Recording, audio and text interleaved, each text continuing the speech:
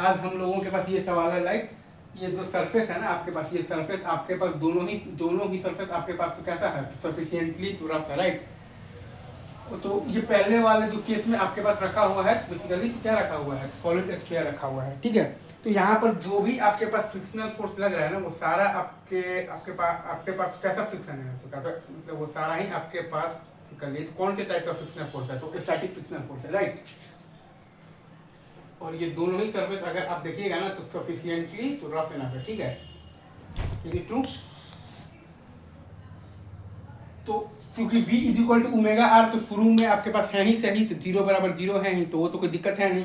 तो अब बस आपके पास ये चीज है कि स्टैटिक फ्रिक्शनल फोर्स को मतलब भाई खुद को ऐसे बेसिकली वो करेगा, एडजस्ट करेगा ताकि a is equal to alpha r भी हो जाए और v is equal to omega pure rolling maintain रहे।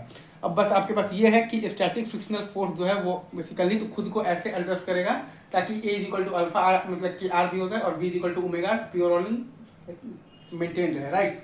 तो यहाँ पर आप देखिएगा तो ये बराबर आपके पास मतलब कि आ जाएगा एफ माइनस एफ और बाई एम। और हम लोगों ने बेसिकली तो फ्रिक्शनल फोर्स का स्टैटिक फ्रिक्शनल फोर्स का कोई भी एक रैंडम डायरेक्शन आप मान लीजिए, राइट। और फिर आप बेसिकली फ्रिक्शनल फोर्स का वैल्यू निकाल लीजिए। अगर वो वैल्यू आ गया है आपका 0 से बड़ा आ गया है तो पॉजिटिव आ गया है, मतलब कि जो माने थे वो डायरेक्शन सही है। और अगर वो वैल्यू आ गया है निगेटिव मतलब कि जो माने थे वो मतलब भाई डायरेक्शन आपका बेसिकली तो क्या है, तो मतलब बेसिकली जो माने थे वो डायरेक्शन आपके पास तो क्या है, तो गलत है। असल डायरेक्शन क्या है आपका बेसिकली उसका उल्टा है। अगेन मैं फिर से बोलता हूँ, आप बेसिकली तो फ्रिक्शनल फोर्स का कोई भी एक रैंडम डायरेक्शन मान लीजिए और फिर आप बेसिकली तो फ्रिक्शनल फोर्स का वैल्यू निकाल लीजिए। अगर वो वैल्यू आ गया है तो मतलब कि आ गया है तो पॉजिटिव आ गया है, मतलब कि हमने जो डायरेक्शन माना था वो सही है। और अगर वो वैल्यू आ गया है निगेटिव मतलब कि हमने जो डायरेक्शन माना था वो डायरेक्शन तो मतलब तो क्या है, तो गलत है। असल डायरेक्शन उसका उल्टा है। तो हमने मान लिया है बेसिकली यहाँ पर फ्रिक्शनल फोर्स का डायरेक्शन मान लिया है बैकवर्ड, मतलब भाई बैकवर्ड मान लिया है। तो चूंकि ये मतलब यहाँ पर सॉलिड स्फीयर है तो ए बराबर आपके पास है यहाँ पर F minus F by M. और अल्फा बराबर आप जब लिखिएगा ना तो टॉर्क बाई आई आता है। अल्फा बराबर आपके पास आता है टॉर्क बाई आई, तो F plus F into are by I है आपके पास 2/5 इंटू एम आर स्क्वायर। और ए बराबर अल्फा आर जब करेंगे तो एफ आपके पास आ जाएगा माइनस आ जाएगा बेसिकली क्या आ जाएगा, तो 3f/7। तो ए का वैल्यू आपके पास तो क्या आ रहा है, तो माइनस आ गया है। मतलब कि फ्रिक्शनल फोर्स का आपके पास जो रियल में आपके पास जो डायरेक्शन है ना वो आपके पास जो डायरेक्शन है वो डायरेक्शन है आपके पास तो फॉरवर्ड डायरेक्शन में है, ठीक है।